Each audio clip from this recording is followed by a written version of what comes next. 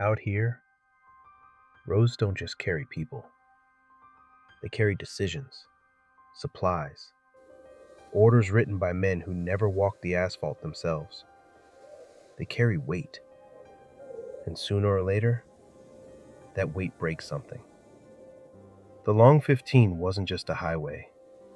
It wasn't just cracked concrete stretching across the desert. It was a vein. And when it was cut, the Mojave started bleeding. I've watched towns die for lack of bullets, watched settlements starve waiting on shipments that never came. But I've also watched roads kill more people than any army ever could. This is the story of one of those roads. Before the bombs, this road carried families chasing neon dreams, vacation traffic, honeymoons, truckers hauling fruit and fuel under a sky that didn't glow green at night. Interstate 15, Los Angeles to Las Vegas.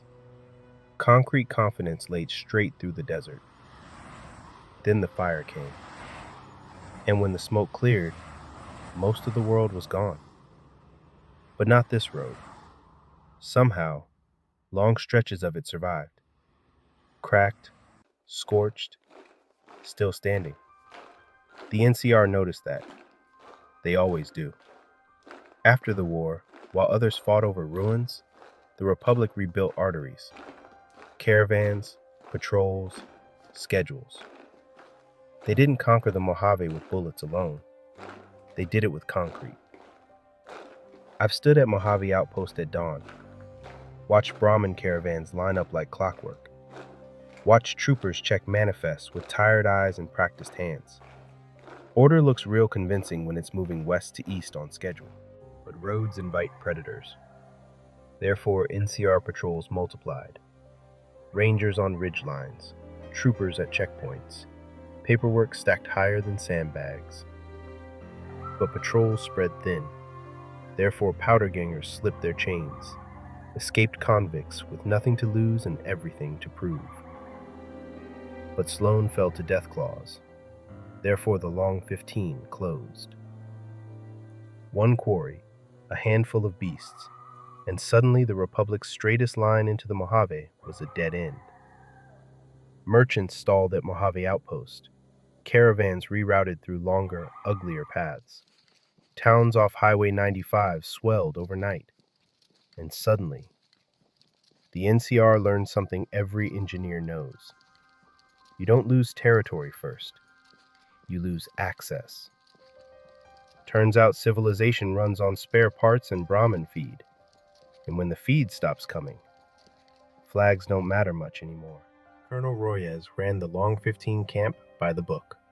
Supply manifests clean, perimeter tight, schedules enforced. He believed in the Republic, believed that if you followed procedure long enough, order would win.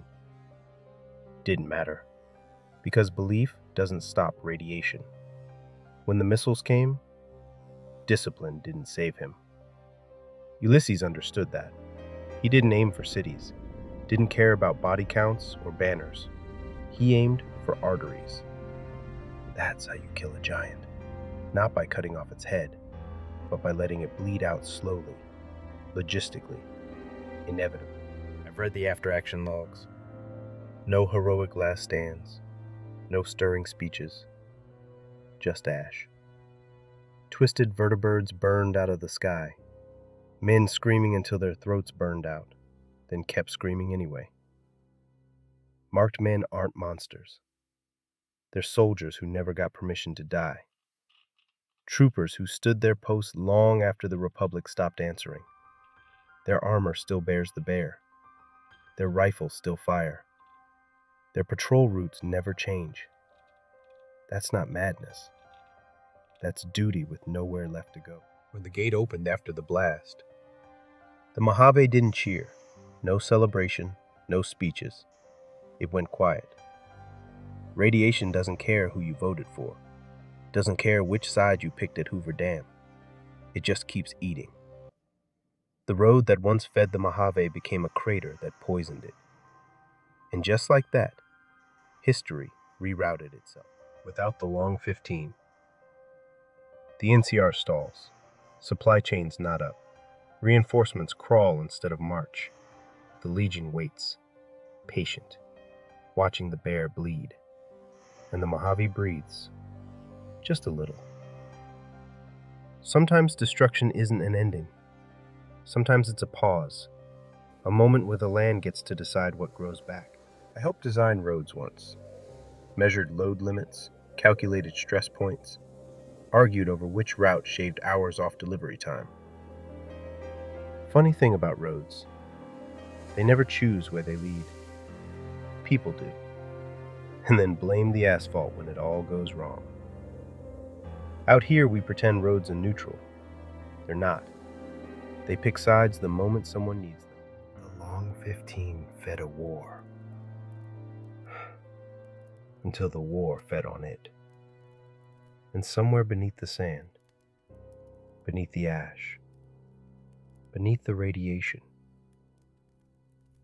the road is still there, waiting for someone foolish enough to walk it again.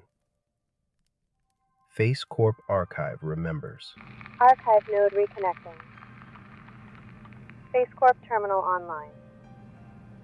Well, you made it to the end, Wastelander, and I want to thank you for walking this dusty road with me. These stories, they live because you keep listening, because you care, because the Wasteland still has folks like you out there. If you've got a topic you want me to dig into next, a vault, a faction, a legend, a cover-up, send it my way. Face Corp is always monitoring incoming requests. And hey, if you enjoyed this archive entry, press that like button. It keeps the terminal lights on. And if you want more stories from the ruins, go on and subscribe. Your support helps Face Corp recover and preserve every last fragment of our shattered world. Loading next recommended archive file. File located. Displaying now. It's right there on your screen. Go on. Open it. I'll meet you inside.